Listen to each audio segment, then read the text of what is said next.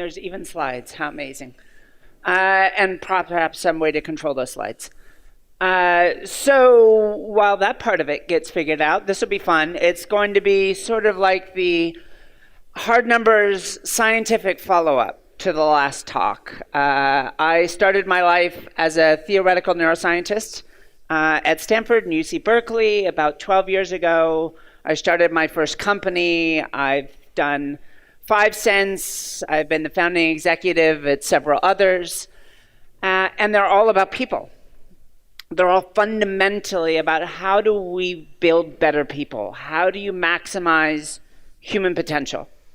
I've done this work with the brain, including truly mad science research. Can I jam things in your brain and make you smarter? The answer is absolutely 100% yes, for the 1% of you that survived the surgery. But it's been a fascinating space because then we went to start companies in education and a workforce. I built one of the first artificial intelligence companies to try and take bias out of hiring so that you hire people based on their actual, what they bring to the job and not what they look like or what university they went to. And now I run a think tank.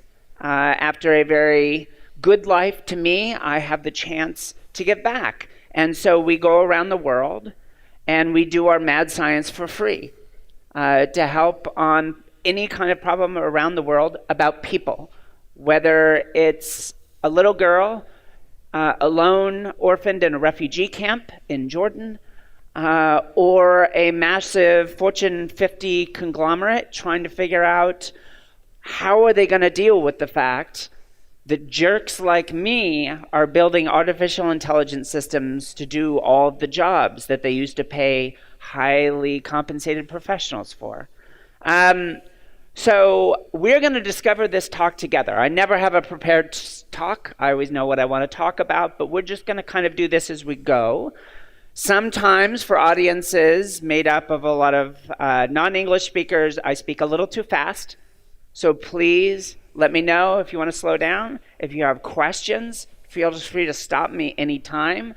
If anyone really wants to get into the algorithms or see equations, talk to me afterwards. No one else wants to fall asleep right now. All right, so let's see what's first.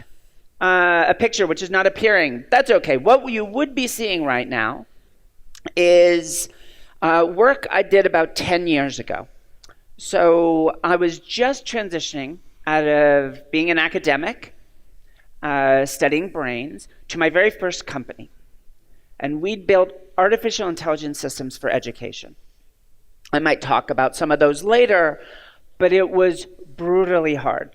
Actually, I recently visited Sao Paulo for the first time. This is my first visit to Rio. Unfortunately, I showed up this morning. I'm leaving tonight.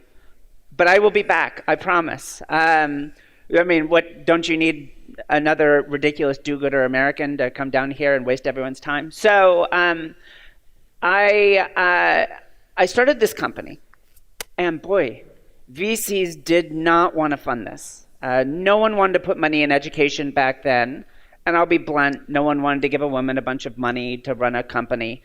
So we needed some way to prove that it did some interesting work. So I have this interesting past project. One of my very first machine learning projects from nearly 20 years ago. We did real-time lie detection for the CIA off of raw video. So this is just an academic project. I didn't work for the CIA, but this was my introduction. I thought I was going to go study brains, and someone said, hey, we've got this really cool project. We're going to look at videos, and you tell us if people are lying. And we had to build an artificial intelligence to do it. So needless to say, this is a little morally gray. Particularly in this part of the world, the CIA may not be seen in the best light. But it was so fascinating. You could build this thing, and it learned all on its own. One morning, it knew nothing about faces, and you came back the next day after starting it learning, and it knew all sorts of things about faces, including whether you were lying. So later in life, I've had the good fortune of being able to do, I hope, unambiguously good things with what I learned on that project. This, you'll have to make up your own mind. So what we did was we took what I knew about faces and we took our AI and we built an incredibly sleazy game called Sexy Face. You showed up on the website and we randomly selected some faces off of Facebook and you told us if you thought they were sexy. And based on your choices, we'd show you some more faces and you'd select some more. And the amazing thing is, I will honestly, freely acknowledge my amazement, it worked.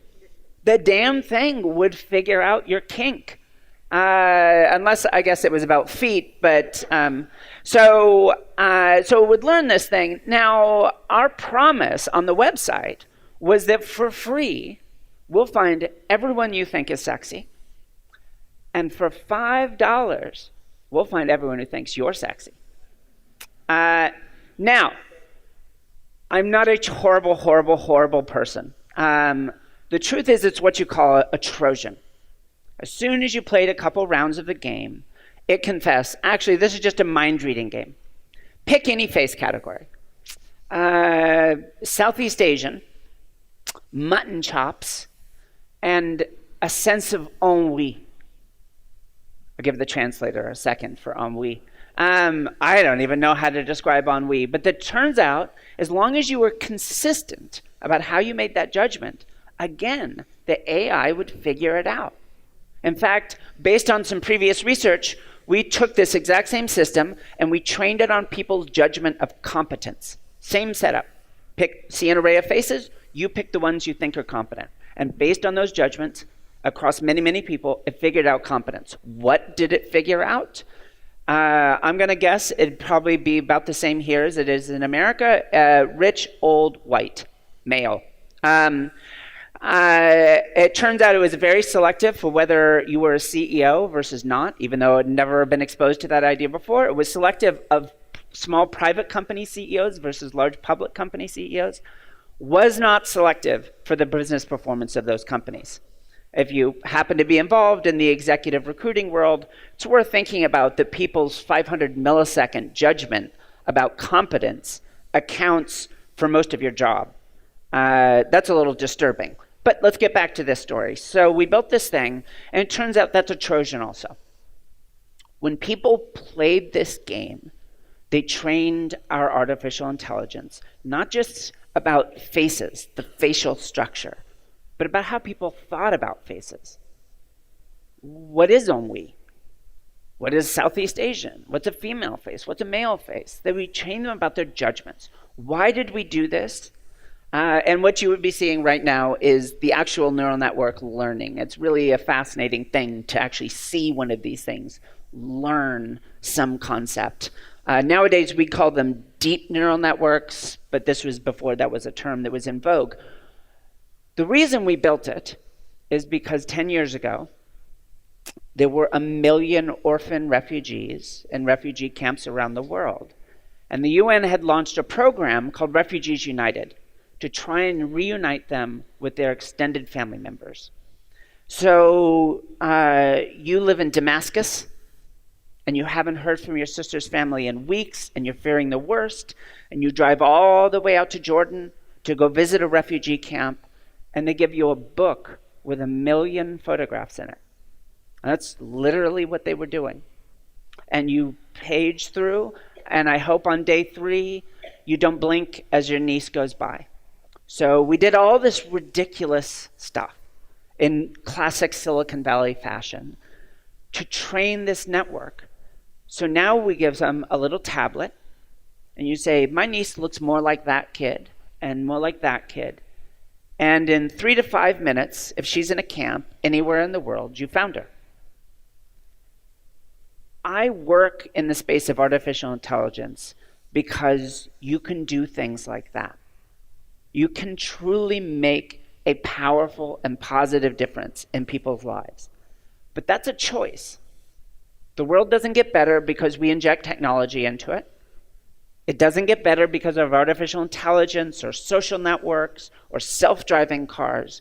It gets better because we choose to make it better. These things are just tools. They are amazing tools. They are powerful tools. And we're going to talk a lot about them in the context of creativity. But they're still just tools. And the number one thing to understand about AI is, at least the kind that we've invented to date, it cannot solve your problems for you. If you don't understand the problem you're working on, it will only ever lead you astray. That is a very strong statement that many AI people would disagree with. The number one thing you need to understand from my talk is that I'm always right. So we'll just leave it at that. I wonder what the next one is. So here's another little story. There are actually two stories here. So let's start with the little kid. A panel of world-renowned scientists was brought together and determined that this was the cutest little boy in the world. The fact that we both happen to be his moms is completely beside the point. We're scientists. We're totally objective. So this is Felix. Felix is amazing. I've been getting messages about him today, and I'll tell you what those are in just a moment. 6 years ago, one Sunday, he was taking a bath and he threw up. The flu. It happens all the time to little kids. The next day he was still sick. The next day he can't get out of bed anymore. Now come Wednesday, he's lost 25 pounds off of a 40-pound frame. Scary. He can't stand up, can't do anything. We were talking to his doctor, but no one was worried till this point. Now we're running into the U.S. Thanksgiving holiday. Everyone's going to be off for 4 days in a row. So we rush into the doctors. They didn't even need to do a test. You could smell it. You could smell the sweetness in his sweat. He had type 1 diabetes. His stomach was full of food, but his own immune system had destroyed the cells that make insulin. And without insulin, you can't get the sugar out of your blood and inside your cells. And at that point, the reason he was so sick is the body starts eating itself, which has both the effects of wasting away the muscle, but also turns your blood acidic. So it's very scary. Needless to say, the next 4 days were very hard. I spent them on a cot next to him at the pediatric intensive care unit at Oakland Children's Hospital. But the real shock to me came a month later. So we were discharged that Sunday. We still got to have Thanksgiving dinner together. For any of you that know that Americanism, we had mashed potatoes and turkey and all the classics. And I know exactly what we had. In fact, I know exactly what he ate to the gram, because we recorded it all. Everything he ate, all of his activity levels. He's a cyborg now. Which is my ultimate expression of myself, we put heart rate monitors on him, all sorts of devices. I'm hacking all this stuff. I'm getting all the data on it, feeding it in to my database. We're crashing Google Docs on a regular basis. I am collecting thousands and thousands and thousands of data points. And before we go in for our first outpatient visit with his soon-to-be doctor, who I really respect, and she still is doctor, we emailed her this data. Like, isn't that how people do their job nowadays? Well, I didn't hear back from her. And I thought, God, I get it. So we printed out about 3 centimeters worth of spreadsheets stacked, and we brought it in with us. They're going to love us. And no, they did not. The nurse in particular was angry that we were wasting their time. What am I supposed to do with this? Minor aside, if in the course of your job going forward you ever say, what am I supposed to do with this data? Your job is not long for this world. So instead, they gave us a sheet of paper, single sheet, photocopied. It had 5 days and 3 boxes for each day, morning, afternoon, evening. And they asked us to write a single blood sugar level into each of those boxes. And then they just stared at it for about 3 minutes, and they said, okay, here's what we'll do for the next 6 months. Now, forgive the vulgarity of what I'm about to say, but my very honest reaction in the moment was, you've got to be fucking kidding me. I make models of the brain. Are you telling me diabetes is more complex than the brain? This struck me as insane. So we browbeat his doctor into giving him a very fancy insulin pump and what's called a continuous glucose monitor, 2 pieces of medical devices, and I hacked those also. Turns out I broke several US federal laws in doing that. I got to tell this guy about it later. And I redirected all of that data to my personal server, and I built, as it turns out, the first ever AI to treat diabetes. Now that should be shocking, because diabetes, particularly when you roll in the more common type 2 diabetes, is a multi-billion-dollar industry. Now, I know a little something. I remember my neuroendocrinology courses when I was doing my PhDs, but I'm not an endocrinologist. My wife and I bought a book on endocrinology that night. We read it. By the end of the month, we had the first version of what we called Jitterbug. And it worked. We used it on our son, and it reduced the amount of time his blood sugar was too high by 44%. We actually then we gave it away. It turns out in the United States, it would be against the law for me to give that code away, because I'm the fake kind of doctor. And so what I did was I got on the phone with every NGO, every nonprofit, every big company doing diabetes research, and I told them exactly how I built it. And then I ran around to groups of parents dealing with juvenile diabetes, parents like us, and I told them what I built. Now everybody knows how to build it, and everybody knows it's out there. And that's, if they don't build it, the parents will immediately go buy it from the person that does. The coolest version, I think, is Eli Lilly's. They're building a deep neural network version of this into what's called a smart pancreas, a closed-loop insulin pump. In simulation, at the very least, it works better than the real thing. It's fascinating. Why had no one ever done this before? Why was I the first person? I wish for every parent that at some point in your life, you get to be the superhero, the one superhero that gets to do something amazing for your child. Because the 2 projects I just talked about, building this system for orphan refugees and building another for my son. Needless to say, I've built some companies, none of that compares. But what I'm most proud of is that we just gave it away. And sometimes people don't understand that. They don't understand, patent it, then license the patent. Isn't that the same thing? No, it takes time to patent. It takes time to negotiate the license. I've been there many times in other parts of my life. During that time, people die. Would I have been willing to take the money I'd have gotten for the patent and paid that money to save those lives? Let's cut out the middleman. I've done this again and again, and it turns out that's a powerful story, that my work and my research in the years since has really pulled out. And it's the idea of purpose. Why are you doing what you're doing?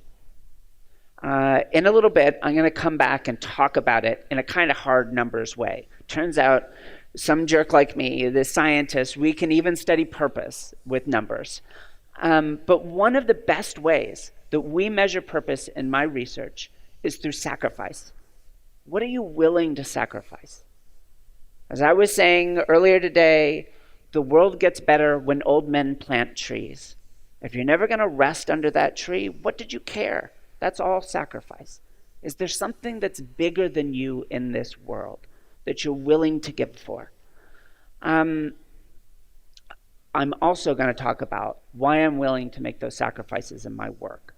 But I build these things because that's who I am. I don't care about whether someone's paying me to do it. My life is pretty good already.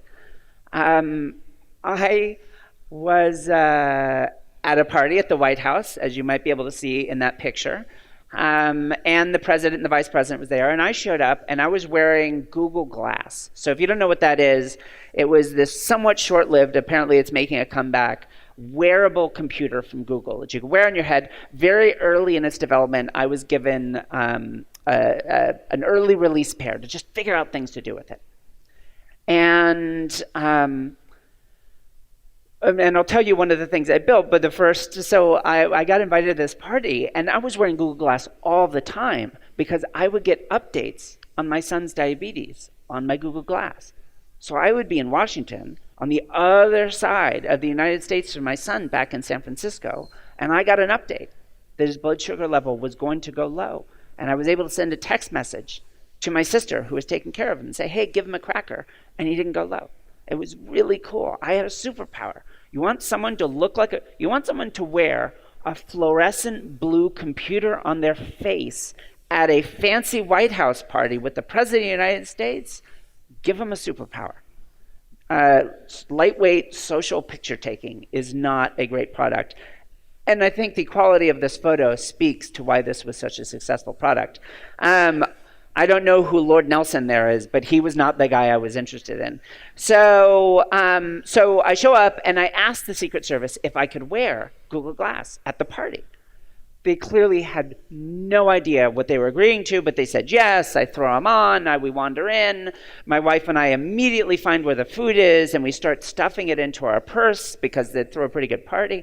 And this enormous guy with this sort of spirally thing coming out of his ear walks up to us, and I think, shit, we're busted. We shouldn't have stolen all the food. But he just walks up and he says, is that Google Glass? And I said, yes. And it takes photos, yes. And it does video. And I'm like, does he want me to hook him up? What's going on here? And he simply says, please don't live stream the president. All right, God, I wish it was so easy going through customs.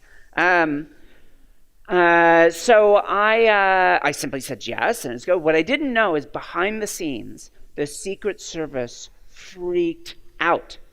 They went nuts, and I wasted 5 minutes of the, maybe in some past history, most powerful man in the world's time, deciding whether to kick me out of his party. And he decided he wanted to meet me instead. So my wife and I were just sitting at one point, and suddenly this guy in the fancy dress walks up and he says, just take a step back, stay right here.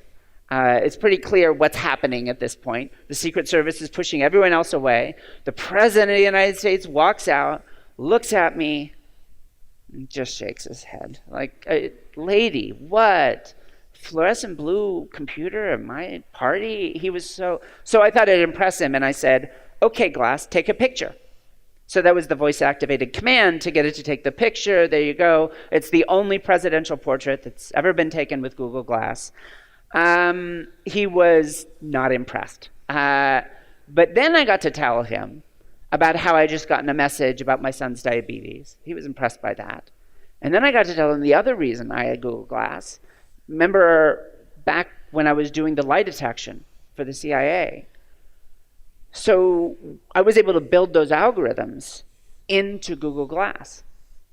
Now, you could do a number of things with that. Obviously, lie detection would be one of them. I could pull up people's Facebook or float your credit score over everyone's head, pull up your LinkedIn or whatever the Brazilian equivalent of these are. I could pull up your Grindr account, or if you're a CFO, your Ashley Madison account. Whoever you are, there's some suspects over here now. So whoever you are, and none of these are good. And as someone that was involved in the development of a lot of face recognition technologies, I will freely say I am not happy with how they're being used around the world, most particularly, but not uniquely, in China. And to know that you were a part of that is hard. Here's the flip side. We built this for autistic children. Turns out one of the most common symptoms of autism spectrum disorder is an inability to read facial expressions. Another common is a lack of empathy. And the state of the art, even if it's shown on a computer, are cartoon faces. This is a smiley face.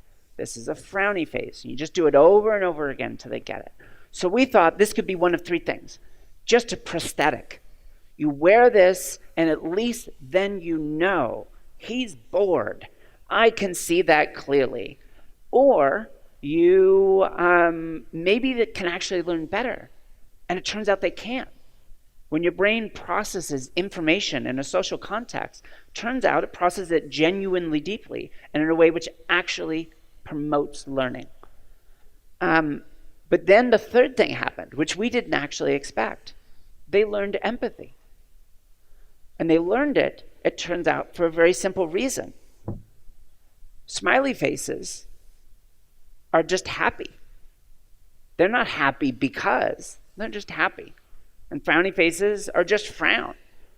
But when you actually learn to read facial expressions by watching human beings, there's a story. There's a reason. There's empathy, theory of mind. And they can learn it just like we can. It's more of a second language, but they can learn it. And it's amazing. Again, the chance to build something like that and change someone's life is powerful, and it's addictive. And again, you get to just give this stuff away. I'm wondering, so that's not running in real time on that image, but that's actually a demo of the real-time facial expression recognition going. So that lab, my undergraduate lab, spun off as a startup and kind of struggled along for a little while, because what exactly is emotion recognition as a product? It was tough coming up with something. So then they had the very clever idea of, about 2 years ago, doing a real-time expression recognition during one of the early US Republican presidential primary debates, when there was 87,000 of them up on the stage, and everyone's wondering, does Donald Trump actually have human emotions? So they ran this in real time, and very literally, the bidding war started the next day between Facebook and Apple. So Apple won. If you happen to have an iPhone 10 in your hand, all of its fancy face recognition technology is my old undergraduate lab. The new $1 trillion company, Apple, yeah, it's wonderful. I don't get any of that, but that's fine. But with this thing, like the animojis that you see right there, again, it would be an animation on the regular slide. You'd move your head around, you smile, and it learns the motion of the head. Instead of transmitting a video, it just transmits your face data, and then it animates that little cat on the other side.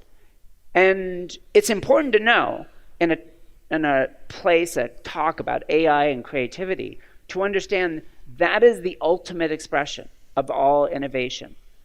Tens of millions of dollars of CAA funding, dozens of dissertations, 20 years of research to animate cat faces on your phone. Everything ultimately animates cats on your phone. You just need to get used to that eventually. But it's amazing to be able to build this stuff again and actually make a difference. And no, there are other things that can be done, and those things might be more lucrative. But the way I deploy my time comes from a very simple purpose. I want to help make better people.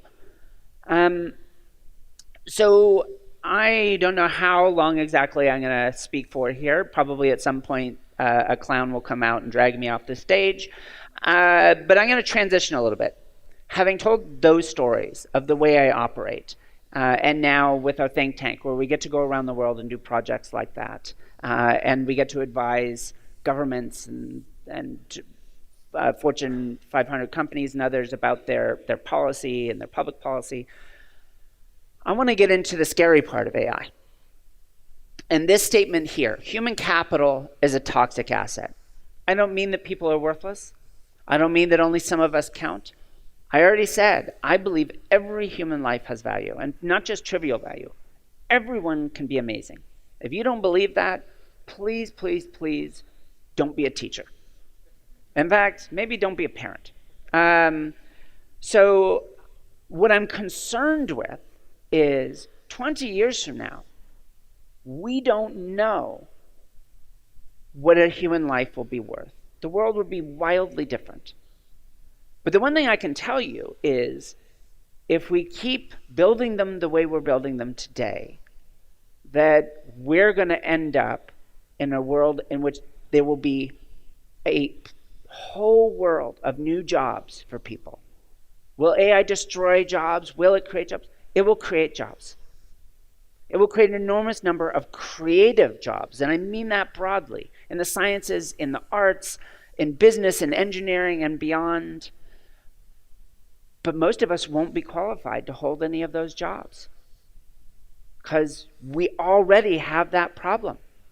I don't know how many of you run a company, but I can't find enough qualified people. Silicon Valley is essentially just this massive competition to get the best people.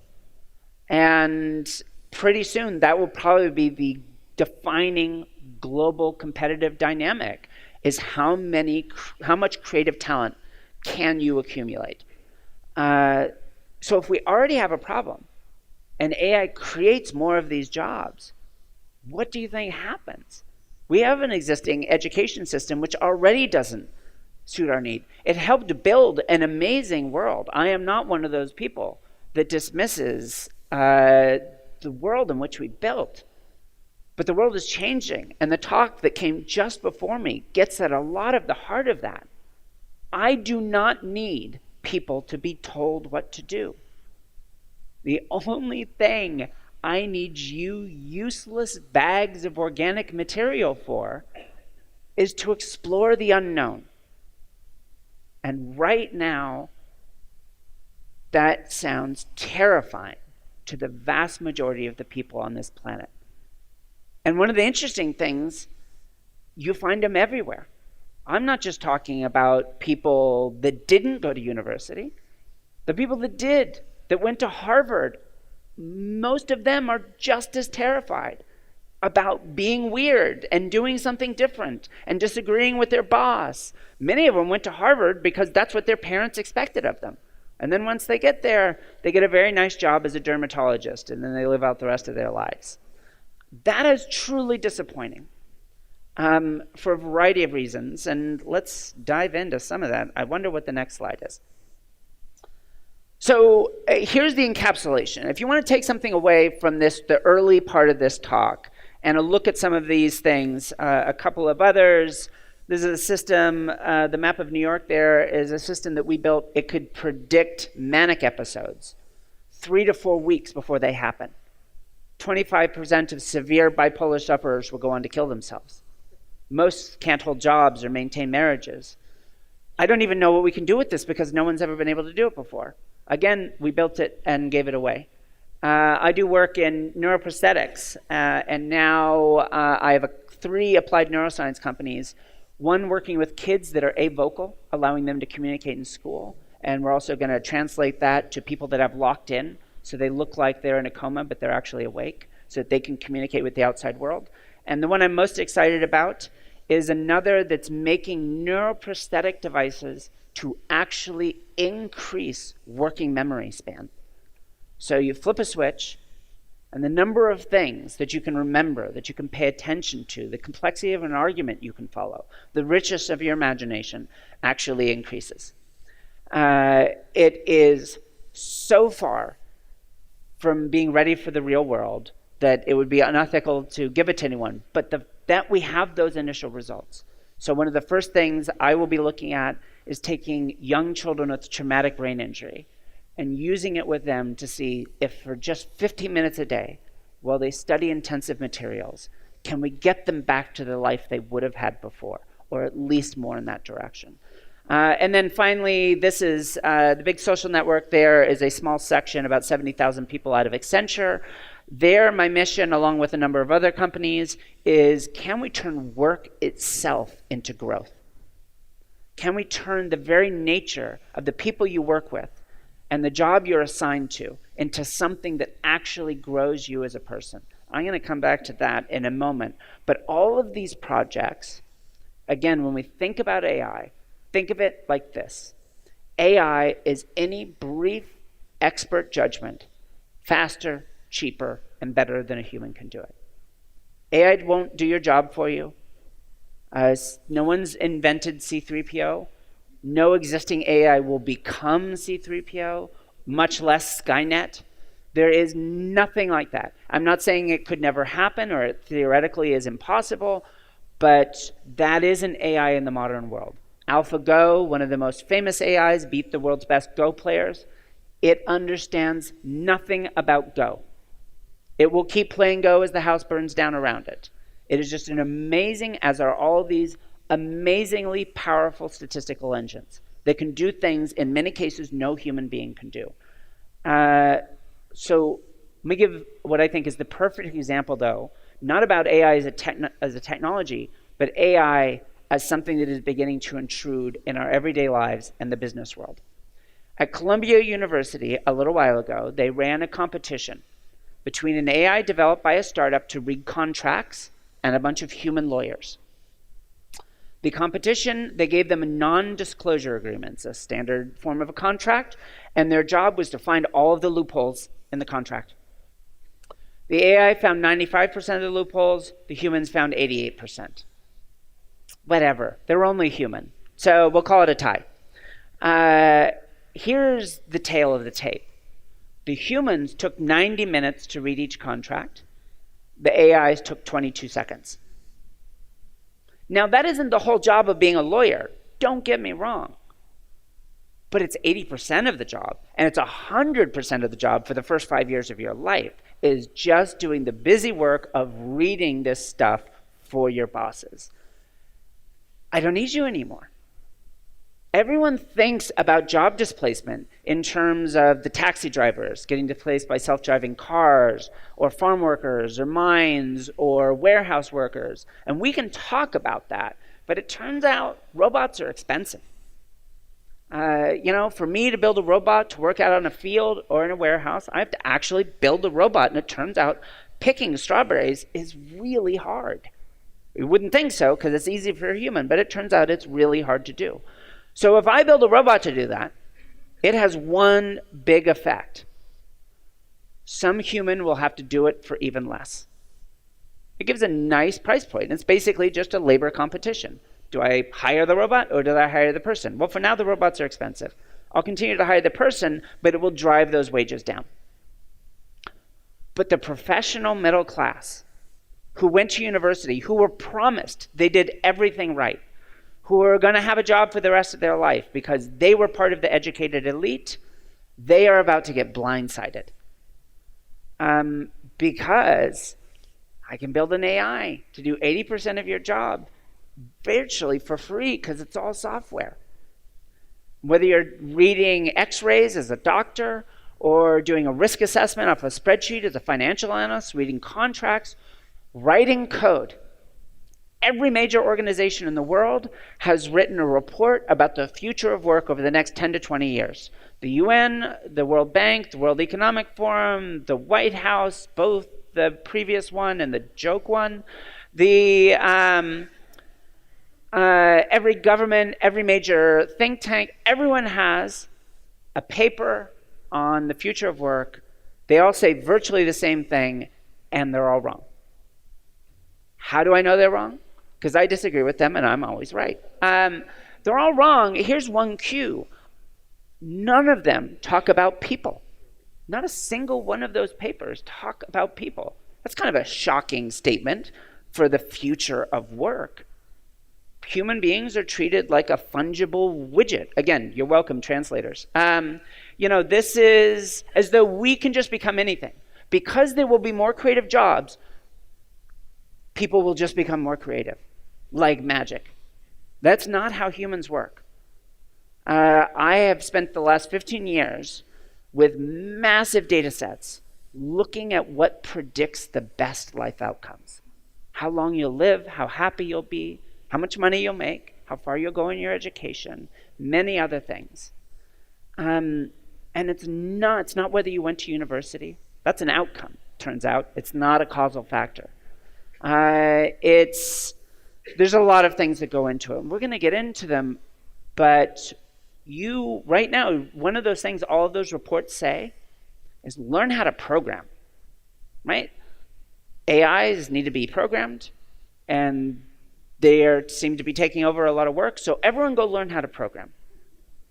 I will be shocked if in 10 years the vast majority of code isn't written by AIs. I don't mean people working in complex new research on database, but if you got a new app coming out, here's what you're going to do. You're going to turn on, well, you're going to turn on your computer. It'll just be sitting there. You'll probably maybe even just talk to your phone. And you say, I want an app. I want it to be in blue. It'll pull people's birthdays off of Facebook, write it in Python so it makes it easy to maintain, and it will just write all the code for you. And 5 minutes later, you'll have a deliverable app that you can start testing in the market. And I know this is true because I've watched it. I've got friends that make AIs. And I've seen the demo of exactly that voice-activated query system I just described. That stuff is hitting the market, and the only question is how long does it take people to put it into their work practice. So everyone that's been promised they'll have a job because they learn how to code will understand this. In Silicon Valley, all of those elite programmers that get million-dollar bonuses and do incredibly cool things, the fact that they know how to code has nothing to do with it. You may think that sounds paradoxical. They're programmers, of course. Well, yeah, they got to learn how to code. But just like the previous speaker was saying, turns out that is not the causal reason they're successful. The reason they're successful is they're creative, they're adaptive, they are not just problem solvers, they're problem identifiers, problem explorers. They just happen to know how to code. If you control for those qualities, turns out it doesn't matter what degree you eventually get, or even if you go to school, most of your life outcomes are statistically the same as all of your peers that went and got STEM degrees. So I'm not saying don't learn how to code. I write a lot of code in my life, but don't fall into this illusory promise, this almost voodoo doll approach that because coding sounds futuristic, that you should teach your kids how to code for the future. It's not. Turns out, the big punchline of my talk is you should be the very thing which has probably differentiated humans from one another for all of time. Our entire work world right now, probably best represented by ideas like Six Sigma, is all about creating people that do exactly the same thing reproducibly with minimal variation, all the way up to the elites within your company. Well, now I can build that and sell it to you for 100th the price. There's no way for a human being to compete with that on labor costs. And if you look at the economic trends of the last 30 years, that is the direction we're going. A race to the bottom on labor costs. And in that case, AI is really clear. Clear out all of the non-creative human beings and automate everything else and go. Of course, I just told you we won't have enough people to fill all the jobs, but you'll live with it. The competition will be fierce. There'll end up being 10 companies in the whole world, and that will just sort of be the story. The other choice we make is how do we build technology that actively makes better people? How do we choose to build technology that doesn't substitute for us, it augments us? That the whole point of any AI or technology in the world is to make us better. Because in the world I'm looking at, that value, itself maybe sounds a little bleak, but there's an amazing, wonderful human story under it, which is your value in the marketplace is you. It is the thing that you are unique. Only you have had your life experience. Only you have experienced the world through your eyes and explored the things you've explored. And it turns out the fear that prevents people from saying what they truly believe and pointing out the problems that they see is actually robbing us of that value. So this gets really complicated. And I'm not going to go into that, but this is a summary of what I just said. But it takes it a step further. And we get back to what I started this talk with earlier, which is that AI cannot solve your problems for you.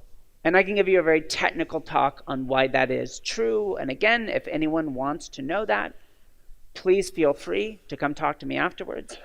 But it's important to know that innovation in and of itself is not a human good. Technology or artificial intelligence is not. In the end, all problems are complex, messy human problems, and they only ever have messy human solutions. And if you don't understand the space in which you're trying to make a difference, an AI cannot help you solve it. It can transform the economics of your solution.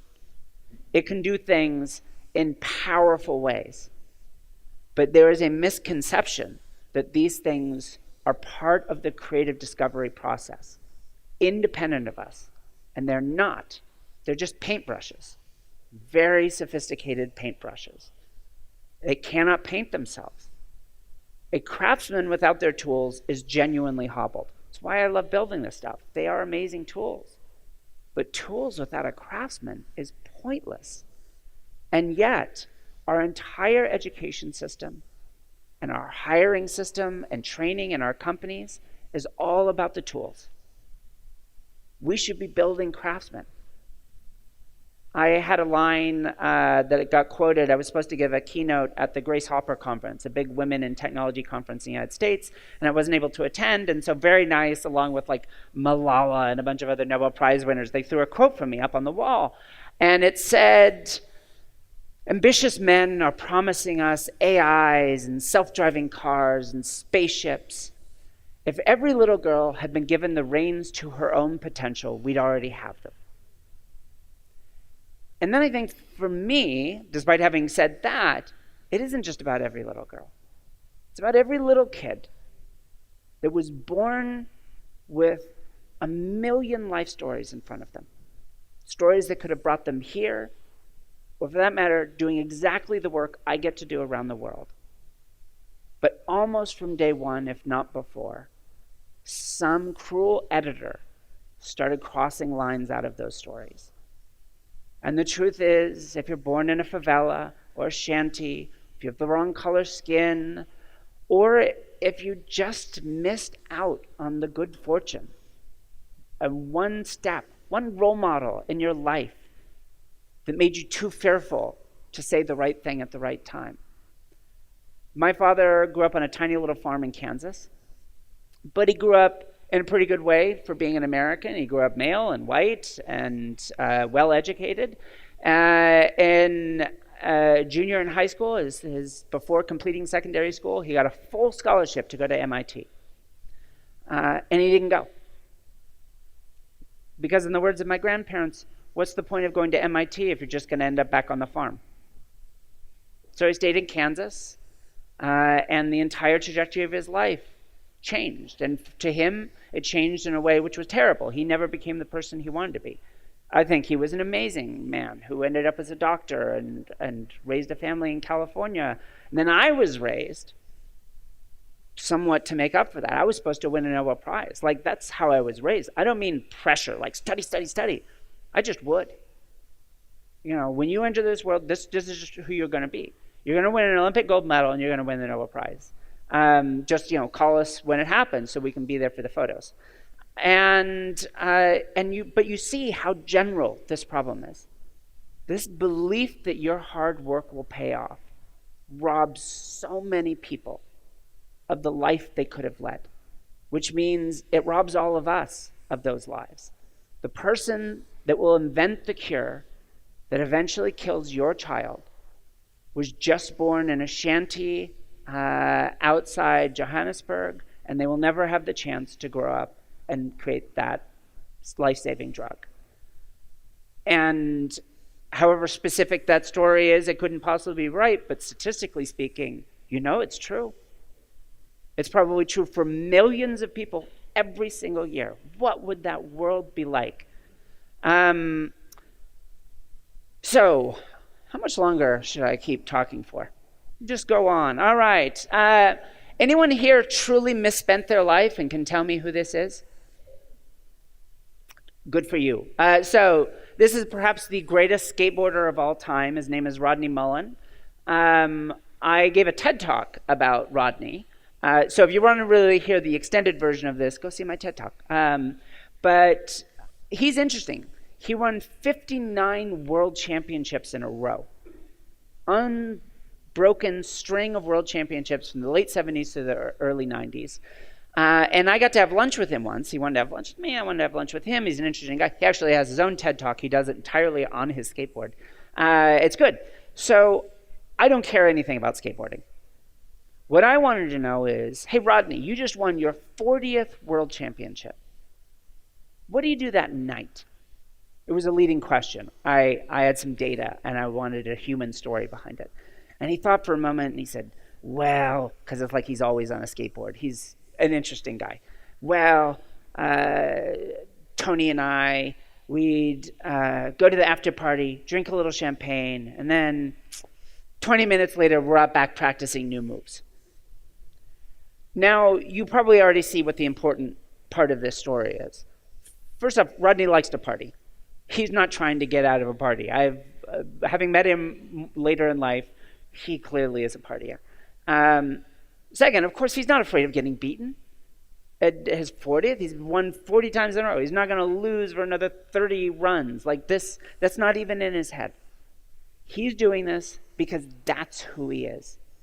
And the reason I asked him about this is because at the time, I was the chief scientist of that AI for hiring company.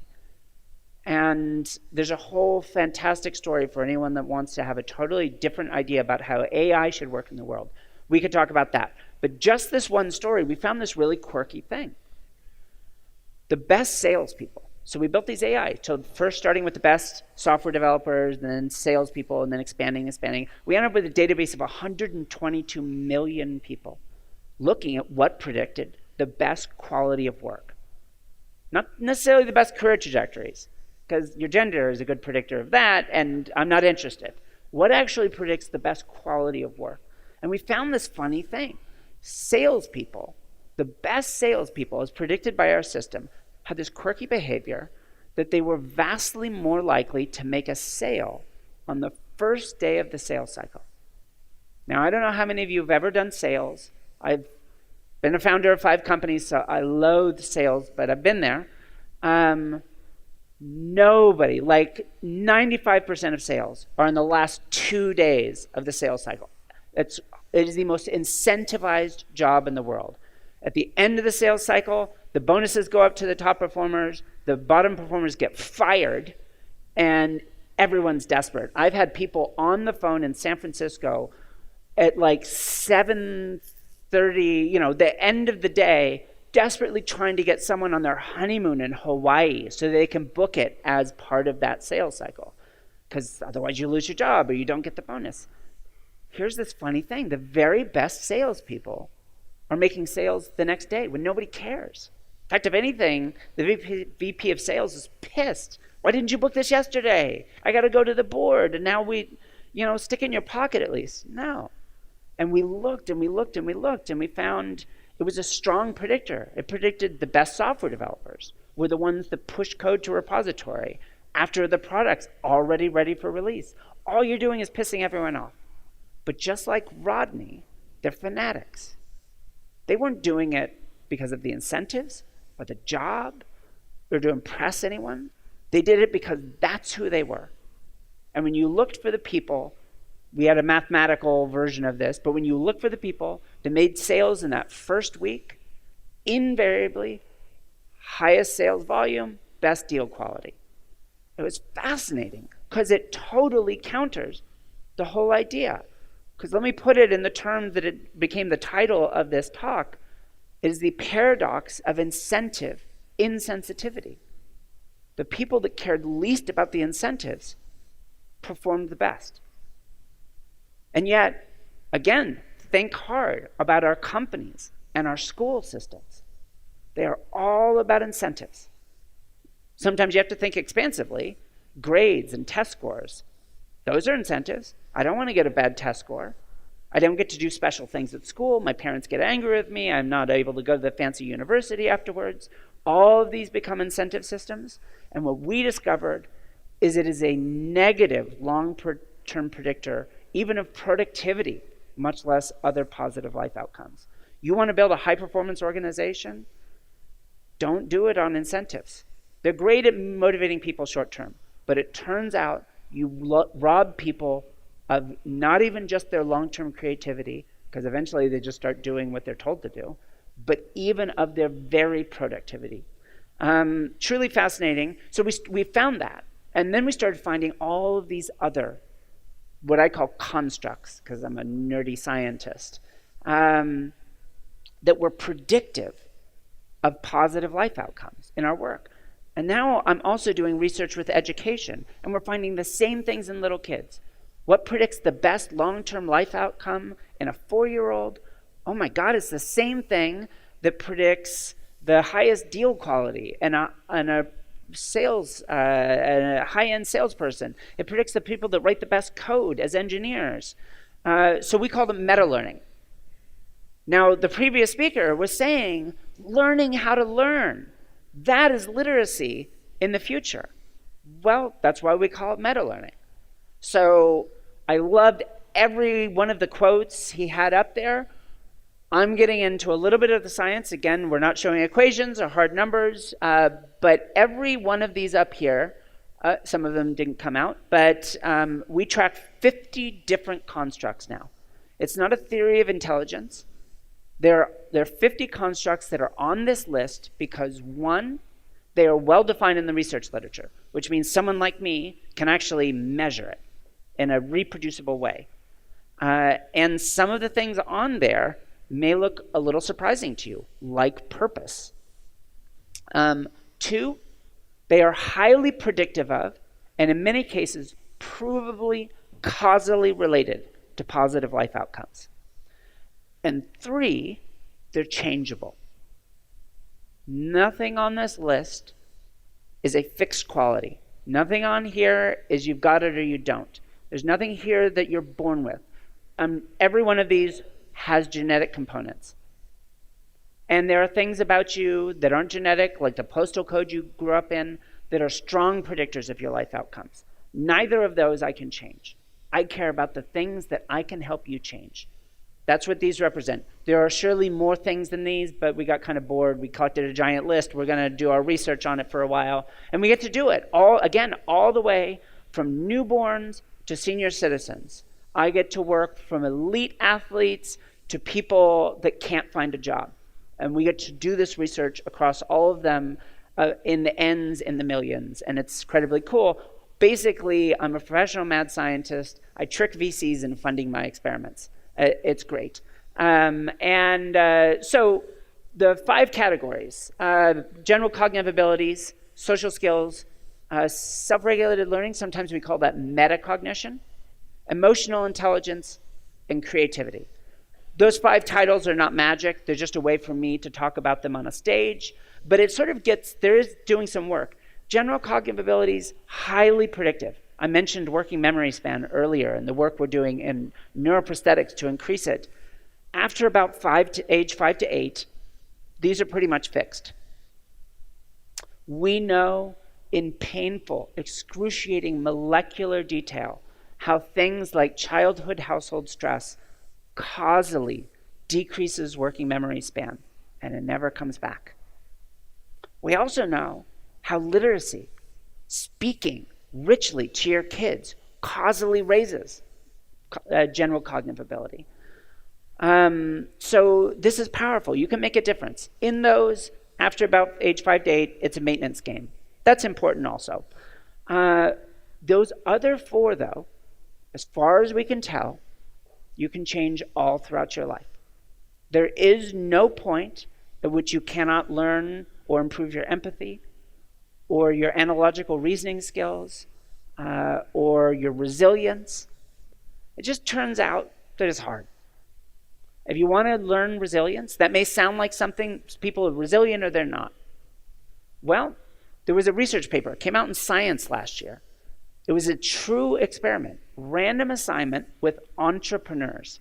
Now, many people believe entrepreneurs, you're either an entrepreneur or you're not. A lot of VCs believe that. They call it pattern recognition.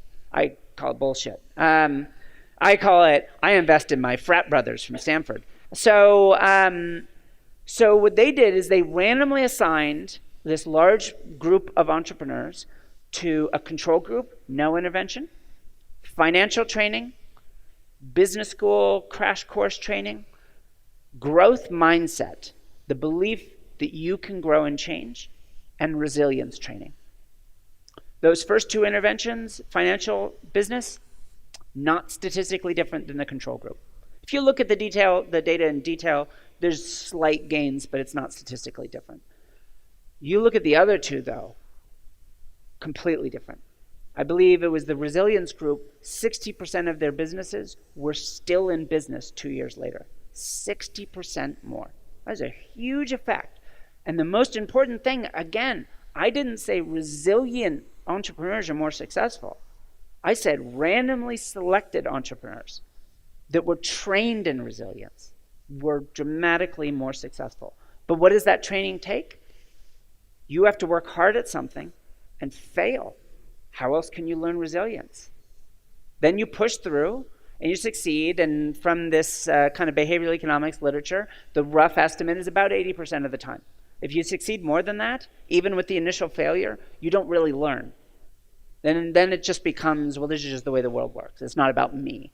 If you fail more than that, then you learn the wrong thing, which is life sucks and it's unfair. So we actually work on ideas like, how could you deliver on-the-job resilience training inside a company? Knowing that what that meant is people had to fail.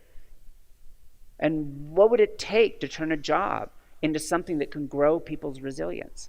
All the rest of these, they're all fascinating. I think I have negative 10 minutes now. So again, please feel free to come talk to me about any of the specifics here if you're curious. Every one of these, what we do is we build a little AI, and it looks for the behavioral evidence. I mentioned purpose earlier. Turns out, let me see if I got this. There we go. Actually, we'll come back to that. So purpose is really interesting. Every one of these things, I said, predicts better life outcomes. What do I actually mean? Well, it turns out there was a paper on this last year in the Proceedings of the National Academy of Science. This is a collection of one of their graphs. It doesn't matter. Don't try and read it because you can't. The only thing to know is they looked at just 5 of the 50 constructs we tracked in 8,000 senior citizens in the UK. And then they looked to see, as those 5 qualities increased amongst those individuals, did their life get better? So generally speaking, or literally speaking, everything that goes up like here, this is wealth. Wealth increases, enjoyment of life increases, income increases. Everything you want to be good about your life goes up as these qualities increase in individuals. Everything bad goes down. So roughly speaking, income, wealth, walking speed at age 65, social connectivity, subjective well-being, which is psychologists talk for happiness, and 7 different biomarkers of health outcomes, including things like insulin sensitivity. So that's something for which you have a genetic predisposition, which means if you have increased insulin sensitivity, you probably have or are heading to type 2 diabetes. Being more resilient, having a growth mindset, having more openness, being a better analogical reasoner, is prophylactic against diseases for which you have congenital predispositions. That is a powerful finding. Imagine Rio or Brazil, in which you could raise a generation of kids, not where everything is maxed out, where every one of these things is as high as it could be, because it turns out no one is that way. Pick the greatest football players in the world, the most elite scientists, the most successful business people, they all have weaknesses. In these constructs, they will have things that are bad. Social is mine. I fake it well on a stage, but I have no autistic badgers look at me and say, Jesus, that lady's got a problem. So what it turns out, though, is, and similarly, no single construct is magic. Like if you just have this one thing, your life will work out. There are plenty of people with amazing working memory spans driving taxis. What we find is the pattern of true success is a rich and diverse set of strengths and compensatory strategies for your weaknesses. I'm not so good at social, so I hire other people to do it for me. It's pretty lazy, but it actually works really well. But I even come up with very simple strategies. When I get asked to give a talk, I beg them to schedule me as early as possible. I'm never going to go talk to someone, but I'm happy if they come talk to me. That's pretty weird, I get it, but that's me. And I know I'm more useful if I leverage that reality. So I've learned that would be a metacognitive strategy. So I've learned that. What if we had a whole generation of kids where we didn't try and make them perfect? We found what they're good at, and we helped them build on that. And we've had the chance to work on that. So I already said there's only one job description going forward, and it's creative, adaptive problem explorer. That's just a shorthand for all that meta-learning stuff we're talking about. And we need to revise everything we do as parents, as educators, as business leaders, and as policymakers to focus on this.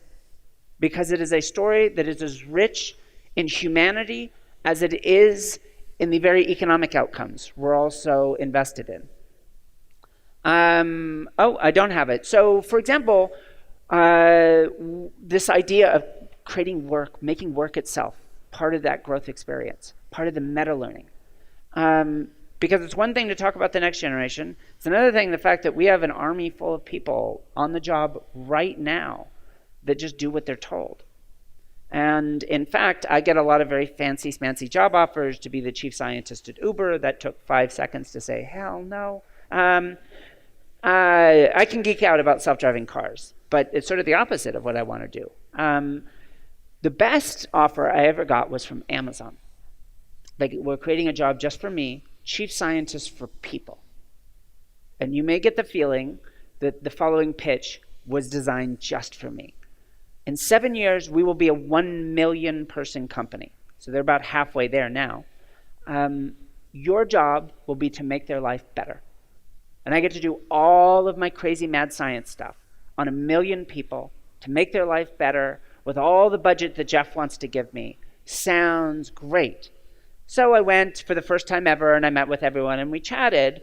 And I'm not going to badmouth Amazon. I'm just going to say that Jeff and I have a different definition of better. So I made them a counter offer.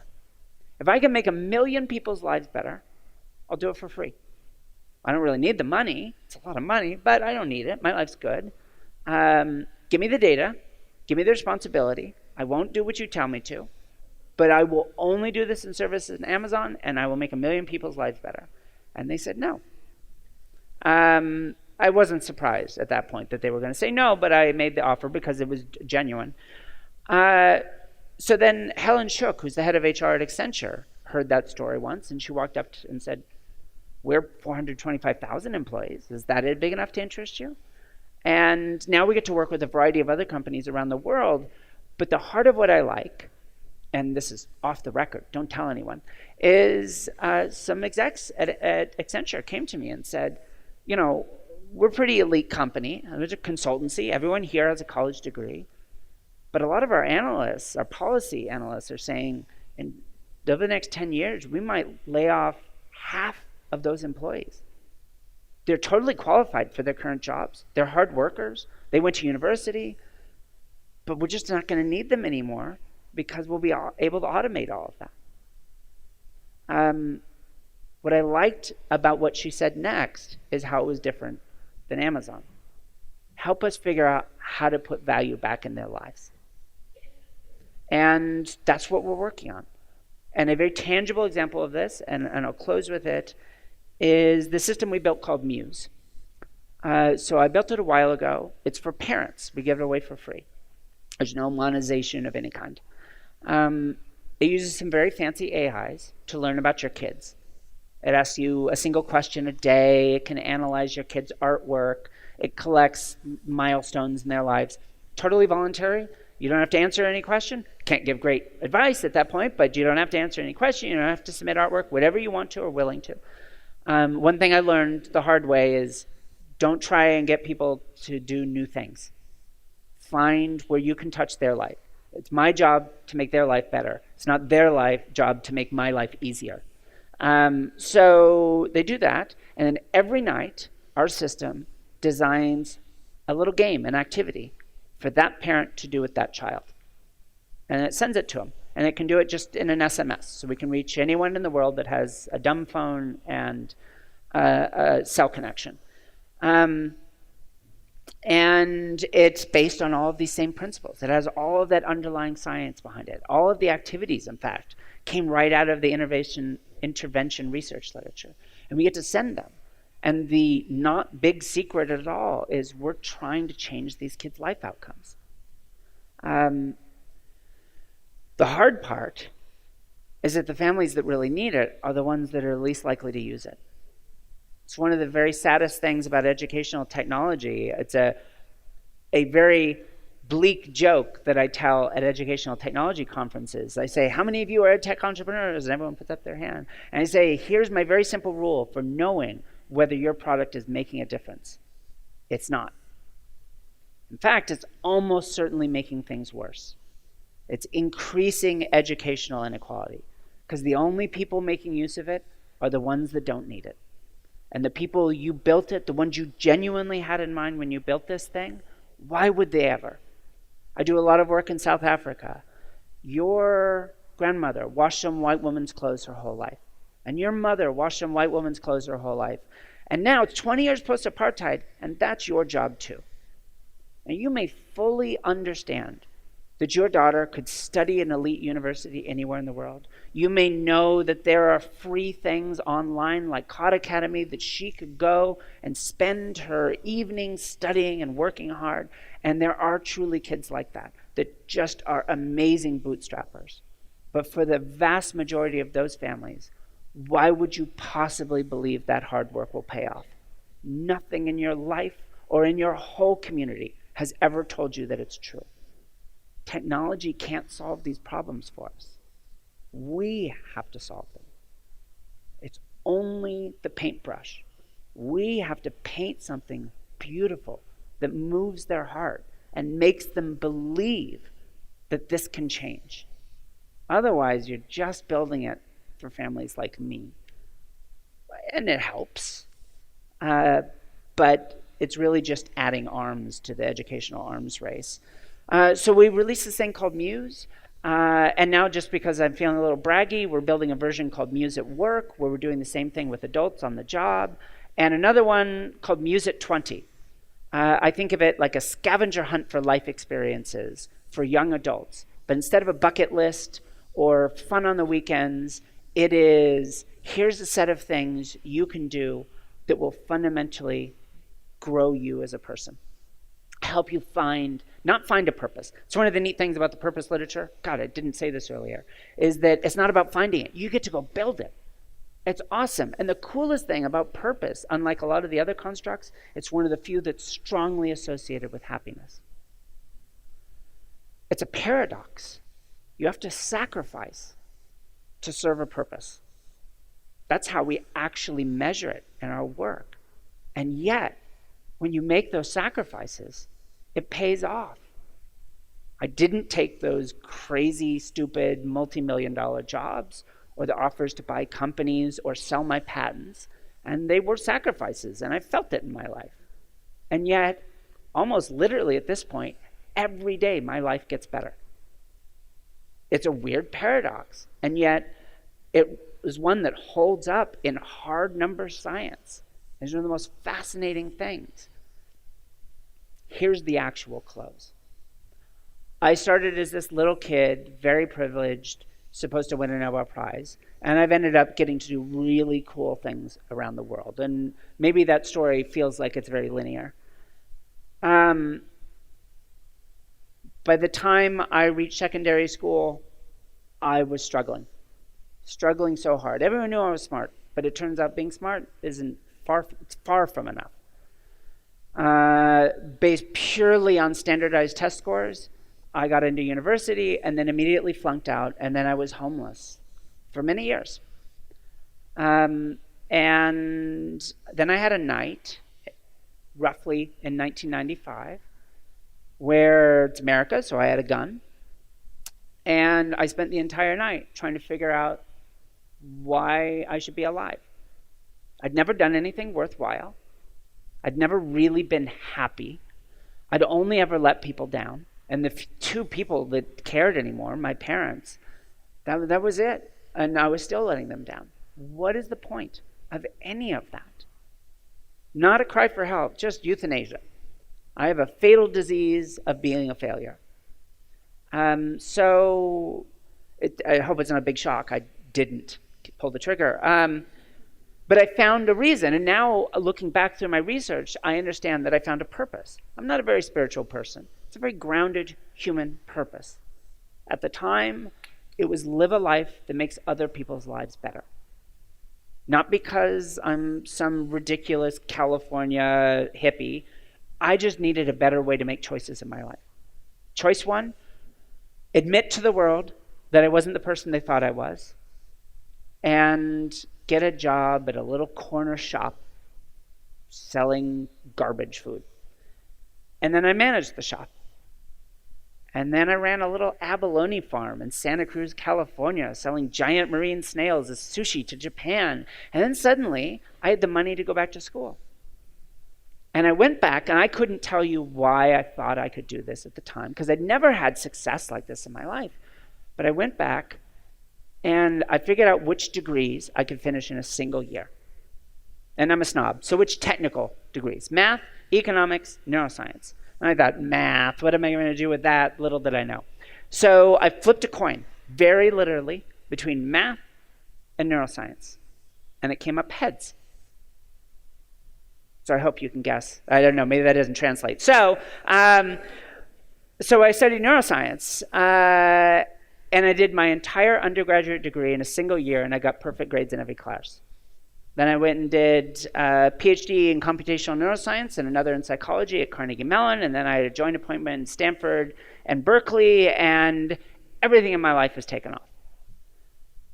But when I look at that through a couple of different lenses, I look emotionally at it, and I own that failure. That was me. It was choices I made. I'm a very different person now, but I never want to lose track of the fact that I was homeless, not because the world was unfair, but because I hadn't found a better me for this world. Intellectually, though, as someone that does a lot of education work, how did someone like me, how was I even allowed to slip through the cracks? How does this happen every day? If it happened to me with 1,000 things in my favor and hundreds of opportunities to go back and do it over again, and it came so close to pulling that trigger. How many people in this world could do exactly what I do, but they had 3 chances, or 1? Or maybe they were born into a high-stress household, and they never had the chance to be the person they were born to be. What would this world be like? And then the last is one that really motivates me. I've had the privilege to be able to invent things that literally save people's lives. If I'd started 10 years earlier, how many more people would be alive? That could be a very bleak way of looking at this, but to me it's very motivating. It makes it very tangible. Everything I do, wherever I go, when I take time to fly down to Brazil to give a talk, I'm very much thinking about how many people will be alive because of that choice. It's a responsibility I have in this world, and it's one I am privileged to have. If we're going to die on Mars and not on impact, as Elon Musk wittily said, it's not going to be because someone has self-appointed themselves Iron Man.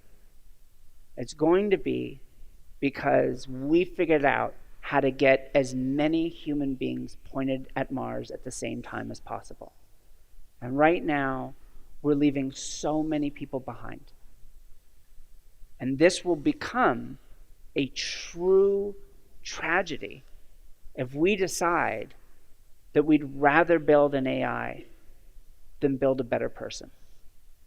That's a choice. I'm not giving you a prediction of the future. It's just a choice.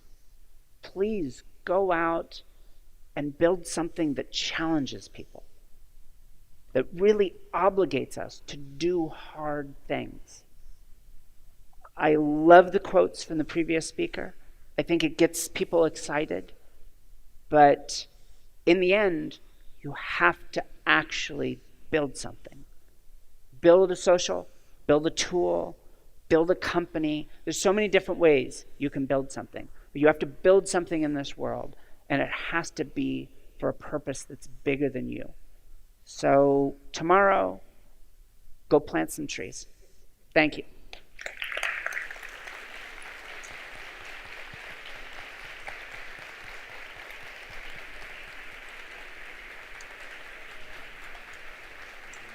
Absolutely. Do you want me to do some questions? Okay. Alguém tem alguma pergunta para Vivienne? Não? Alguém?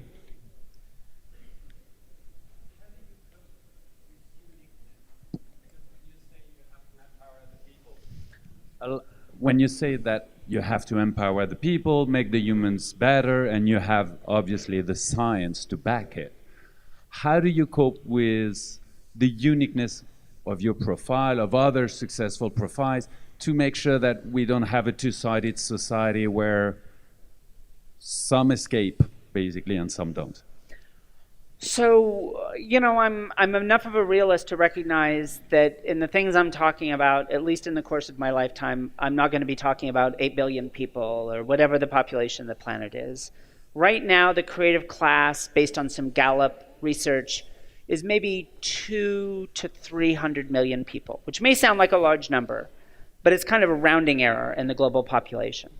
So what if it was twice that? What if it was 1 billion people? I mean, what would the world be like if 1 billion creators were part of our world? So how do you do it in a developmental? So this is kind of why we look at these meta-learning frameworks rather than the specifics. A lot of the way people think about the future, particularly things like the future of work, is let's try to forecast a specific future and then train everyone for that, build everyone for that specific future, which is crazy because the one thing you know is that you're wrong. And the other thing you can say, it's not my line, but I always loved it, the world has never moved as fast as it is today, and it will never be this slow again. And one of the ways, particularly as someone like me who works in information theory models a lot, is understanding that the future is fundamentally uncertain. By that I don't mean that because now 20 years away from it, I don't know what it's going to be. What I actually mean is even then it will be uncertain. And again, very much in keeping with the previous speaker, what we need to train people how to do is not program because that's the predicted future. We need to train them to learn whatever they need to learn so that when they're in that future, they'll learn it for themselves. I've taken one coding class in my whole life, one advanced math class, everything else I taught myself. I hate coding actually, but I've written a lot of lines of code because it did work for me. So when we look at individuals and what really generalizes, which is the right way of thinking about it, when you dig in, you realize it's not. What generalizes across the best software developers is not that they know how to code, because all the bad ones know how to code also. Turns out they have the same qualities as the best watercolor artists and the best psychoanalysts, and it's these sorts of things. It's not a unique quality, but it's a pattern of quality across these. So that's what we're always looking for. I get into sort of a technical answer about, how do you make certain your level of understanding about a person, you're not sort of over specifying or forcing people down paths that isn't truly their life. We have some technical solutions, actually born really out of a lot of brain research, where we explicitly model our uncertainty about the world. So if your parents haven't answered any of the questions in our Muse system, then we still send you activities. But what we send you are the ones we know are the most robust, general, read to your kid. They may not be very personalized, but we know we're doing no harm. As we learn about you, then we can get more nuance, and we realized, well, you need more resilience, or maybe you should focus on empathy. We also don't focus on strengths or weaknesses, because there is no research to tell me whether improving strengths, remediating weaknesses is the right path. So instead, what we do is we just look for plasticity. 1, 2, 3 things about your child that they're ready to change right now.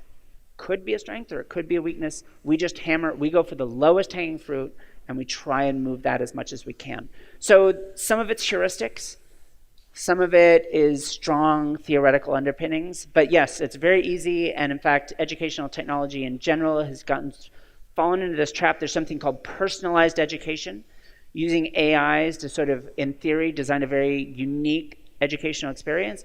And yet, you look at all the personalized education tools that are out there, and generally they treat every single kid the same, which seems really paradoxical. But it's what happens in the end is there's one path to being a good, full person, and the AI just finds where you are and then gives you lessons for your path. My world is there's this huge hyperdimensional unknown, and we're just trying to figure out what your path through it should be. That is a combination of a metaphor and actual conceptualization of some of the work. So another question?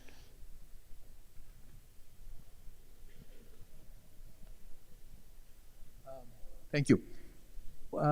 When you talk, you give me the impression that you are always talking about sane minds. Are there sick minds? And what does artificial intelligence can do about sick minds? Sick. Oh, sick and sane. So I do, as I mentioned, we do some work specifically in mental health. And my attitude about this, so when I look at these problems, to me, they're just different facets of the same problem.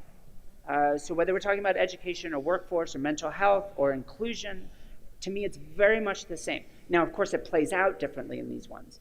So my son, along with his diabetes diagnosis, has a mild autism diagnosis, and I've done work there. My goal is not to cure autism, both because I don't do that sort of genetics research, but also because my kid's pretty wonderful. He doesn't need a cure. He just needs tools to help him interface with the rest of the world. So tools that help him understand other people, tools that help other people understand him. There's so much human value locked up in people that are either sick in a traditional sense or sick in a colloquial sense that maybe I don't agree with, but people might use those terms, where really at the heart of it, they're different, whether it's a transient or a permanent difference. And we try and think about that. So I talked about the system we built to predict manic episodes in bipolar sufferers. Another area is the other end of life. We've worked with designing a system for Alzheimer's, or more generally, degenerative diseases. And the idea here, which is very, very early, is so you have an early diagnosis. And by early, I mean you're relatively symptom-free. But you forgot the key a bunch of times, you went in and got a check, and you get this terrible diagnosis. So there are all sorts of work being done on the biological underpinnings. But a lot of it has been very disappointing recently in the Alzheimer's world. So what we're working on is something completely different. Using our fancy technologies, AI and machine learning, I want to build a model of you.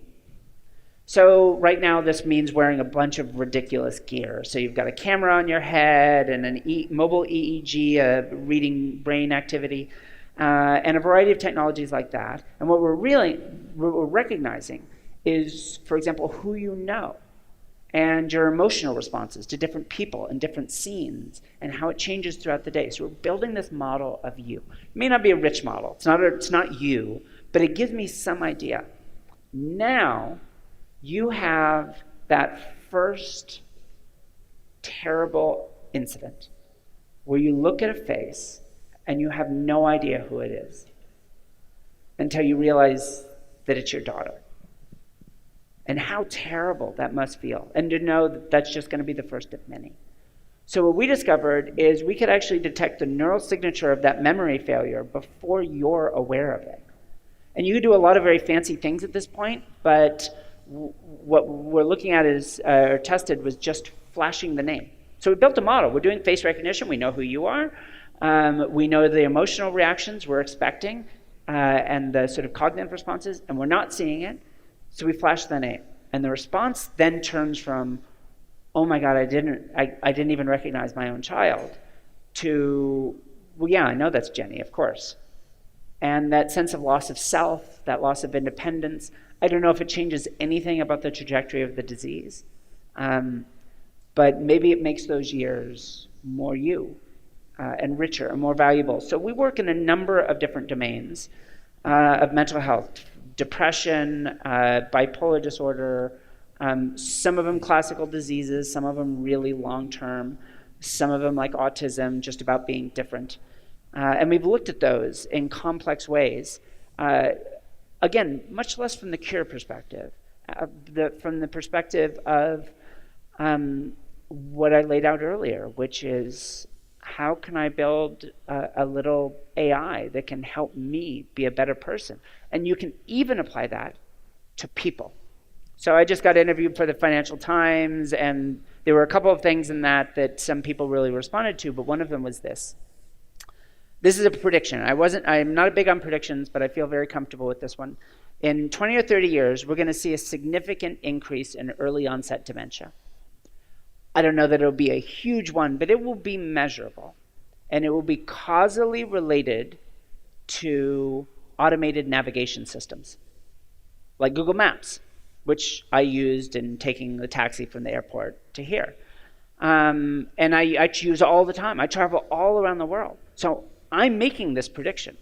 Using automated navigation systems leads to a statistically measurable increase in cognitive decline, and yet I use them anyways because it's so wonderful. So here's my challenge.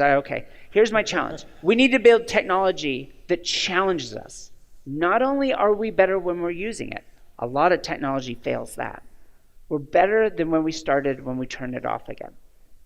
So think, I have an answer, but I've been told to shut the hell up. Think, what would Google Maps or any technology in this world be if 80% of its job was to get me there, but 20% of the job was to make certain I was a better person when I arrived?